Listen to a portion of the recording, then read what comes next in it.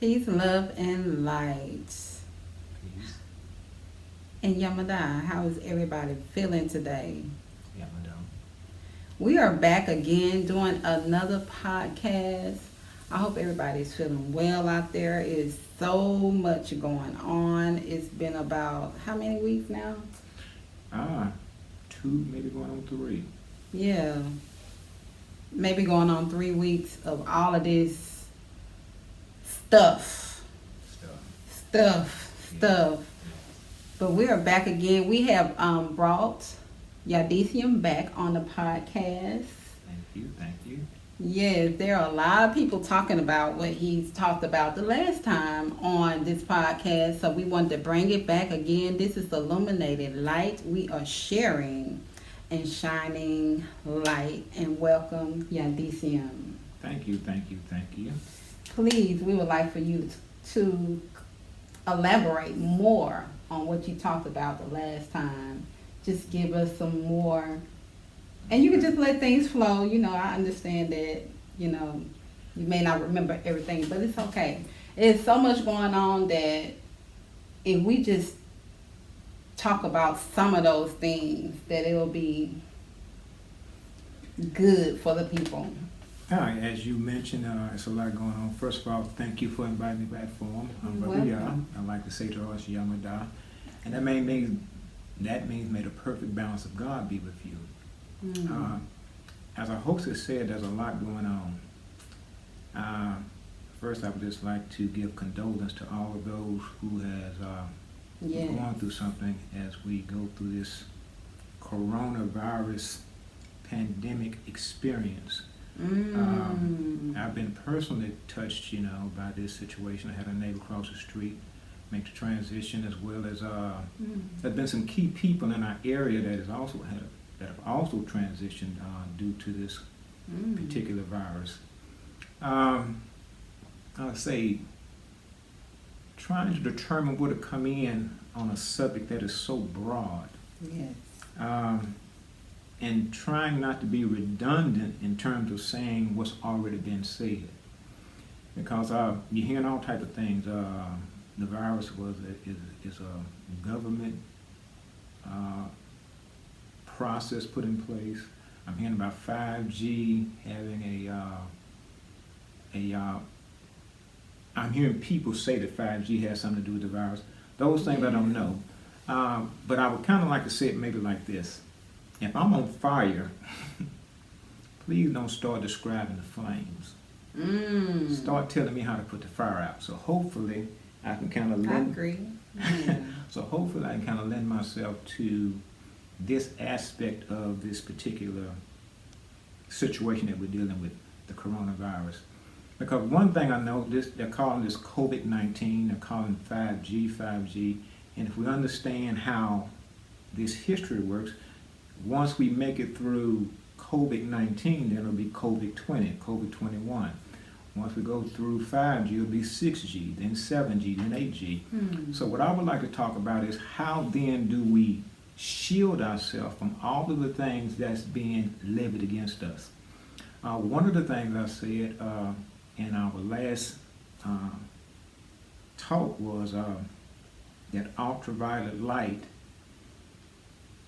was something that they were using to actually kill the coronavirus.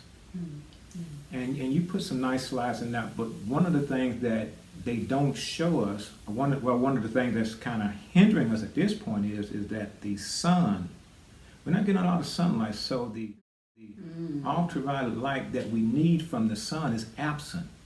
But what we have to understand, the most powerful weapon we have against anything is really our imagination. One of the things that they have done is they have put a floor, walls, and a ceiling over our imagination. So we don't have the original imagination that we used to have. So when I'm bringing up imagination because, as I say, that the sun has certain ultraviolet frequencies within it that would annihilate the coronavirus. Now, talking about 5G, the way I understand it, is a wave of energy. Now, I would just like to pose this to the audience. Imagine if you had a vial of coronavirus in a tube. And imagine you had a bottle of 5G and you start approaching the sun with 5G as well as the coronavirus. What do you think would happen to those two things? The sun, by its mere brilliance, you could only get so far within the parameter of the sun before it's destroyed the coronavirus. Right. Same thing with the 5G wave, because the 5G wave is a wave of energy, but if you were to take it in the presence of the sun's powerful rays would even annihilate something like the 5G energy. So what I'm saying with our imagination, once we understand that we can imagine ourselves as being the sun, because actually that is what we are. We're actually miniature reflections of creation itself. But like I said, what they have done is they have arrested our imagination, and we don't imagine the way we used to. We used to have the imagination of God. Think about that. We have the imagination of God. So if we can now begin to harness that power again and begin to vibrate at that frequency, we don't have to be then having anxiety about 5G, 6G, 7G, 8G, 15G, no G's. We don't have to worry about any of that. But it's a matter of understanding what our potential is as reflections of the Most High. What our potential is. Yes, yes. And like I say, one of the things I guess I'll reiterate once again, the most powerful weapon that we have is our imagination. But our imagination has been marginalized, and we don't imagine the way we used to.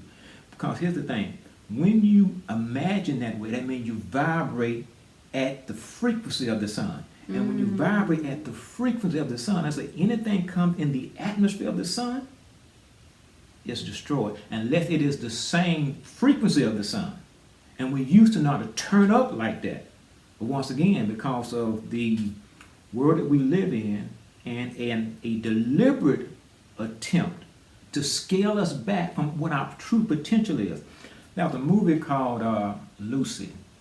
And in the movie Lucy, if you notice in that movie, movie Lucy, I think it's Scarlett Johansson and Morgan Freeman, but the elevator speech of the movie is they put an artificial drug inside of her, and it ruptures, and all of a sudden she starts using a high percent of her brain capacity. Right. Yeah, and so if you notice in the end of the movie, she first starts off, just a normal brain like what we have. Then all of a sudden she gets to 16%, then 25%, then 50%. I mean, you'd have to watch the movie. I don't want to just start talking about the movie, but in the end of the movie, they show her getting a 100% use of her brain capacity. Right. Now, one thing that they show you is that when she starts getting at this higher capacity, you start noticing that she turns to like a black liquid. Yes, I noticed. Because ultraviolet light, whether we know it or not, is a black substance. And that's the reason there's been really a campaign to make us really have an aversion toward black, because they know that if we ever, here's the thing, if you really can't imagine it properly, then you can't put in the right mental image. So therefore, even if we were to imagine that we were the sun, they would show us this big round ball of white glowing. But really, if you were to really try to imagine the sun in the proper way, we should see ourselves in just total blackness. Because that's what ultraviolet light is. It's actually blackness. But it's blackness operating or existing at higher frequencies. So once again, well, you'll probably put images in. Oh no, I'll show you. You got it? Well, this book right here, this is a physics book.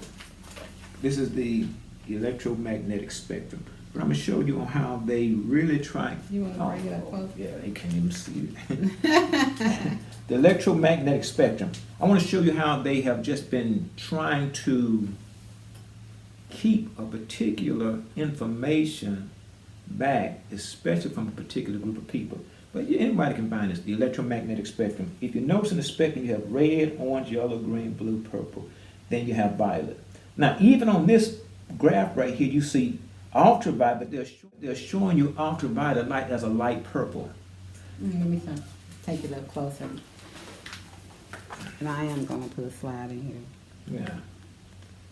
But actually, ultraviolet light, that ultraviolet means that which is beyond violet. So in an attempt to withhold information, especially inspirational information. Why? Because they did not want a particular group of people to be inspired, because they understand that when a people are inspired, that they are unstoppable. So we have had a conspiracy worked against us at the highest level, which is the scientific level, to arrest our imagination from imagining what we have the potential of being, which is reflections of the sun. We're really beyond the sunlight, because the sun itself sits in another form of what's called cosmic light. We have that potential to go beyond sunlight.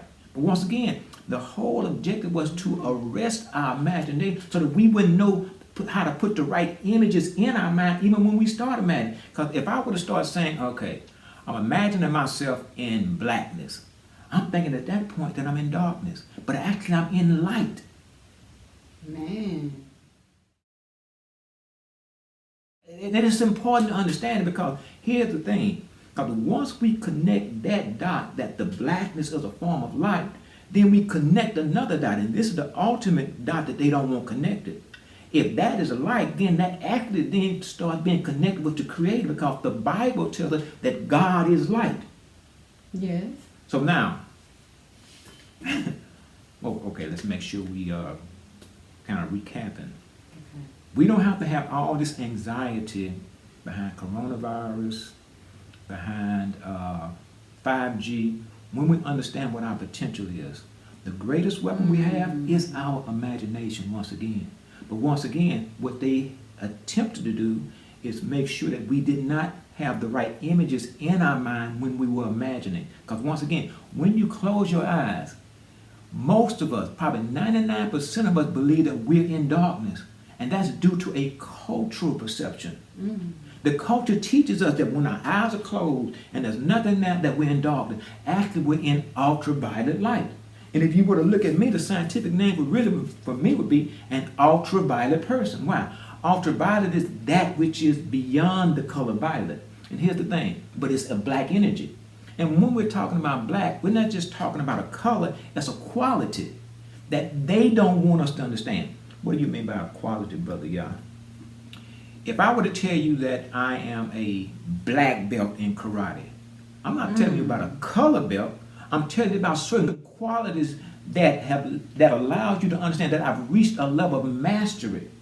So now this world doesn't use black that way, but the Asian people the Asian people, when they go in their line of progression, they'll start off with a white belt, meaning that it is the weakest belt, the most novice position that you can be in. Okay. Then they move to the red belt, then the purple belt, then I think it's the brown belt, then eventually the black belt. And here's the thing, the black belt has degrees. I think it's 10 degrees in the black belt. And really, when you look at the ultraviolet light, there are certain levels in the ultraviolet light spectrum. And see, here's the thing we don't know. All black light is not the same, even though it looks the same. So if you were to look in the ultraviolet spectrum, it was called the X-ray light. Then I think the next level next to that may be gamma. Now, both of them are black, but one is vibrating at a higher frequency than the other. So even though they look black, they are not the same black. Now, and when you understand that all the colors combined make up the black color, now this becomes important to understand. That's like red, orange, yellow, green, blue, and purple. If I were to take those colors, I could make up a certain level of what's called gamma light. If you were to look at gamma light, black light through